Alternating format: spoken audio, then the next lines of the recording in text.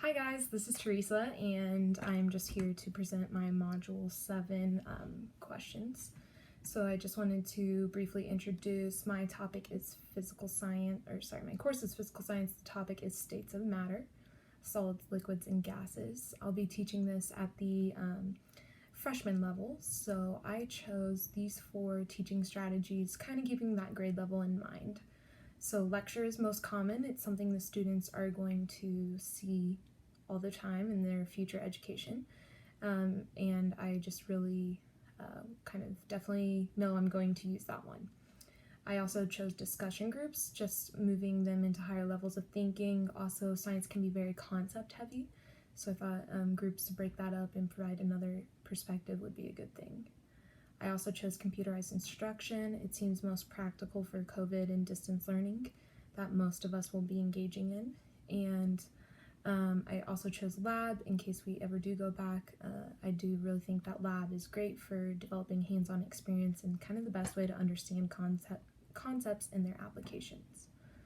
Some struggles that I faced looking at these 4 topics or these 4 strategies was sometimes it's hard to separate them in my mind. Group discussion, class discussion are almost the same thing, but discussion really ties into lecture for me. So separating the strategies was somewhat difficult, and I also think I was kind of looking at this assignment more as like 4 little quick lesson plans. So I was trying to kind of think how I'd incorporate a couple strategies in there. Takeaways I have from the assignment, really there's no right or wrong way to teach a concept. There's a lot of options that exist in strategies, and so if I'm ever stuck in a rut, I know where to go and what to refer to, and I'll probably refer to some of you guys and what you have posted or jot that down in my mind also. Differences for planning a topic online versus face-to-face. Particularly for me in the sciences, a lot of demonstration and physical presence makes a difference.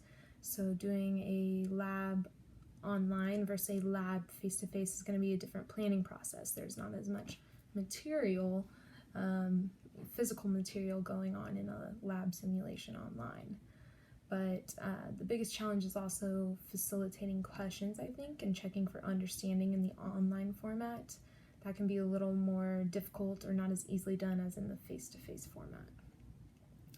And lastly, the impact COVID has had on instruction. It's definitely flipped the classroom, so to speak, focusing kind of like we do, independent learning and then maybe coming together for a discussion. Depending on a grade level, though, a high schooler may not be as impacted by this because they're more of an independent learner than a 3rd grader.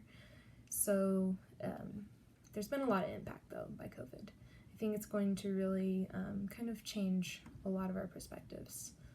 And I think the most useful strategy that we can use is computerized instruction. Essentially, it's distance learning, and modifying that to be more individually student-paced is probably going to be necessary. But when we're developing lessons, I think this format and that strategy is going to be the most useful during the pandemic.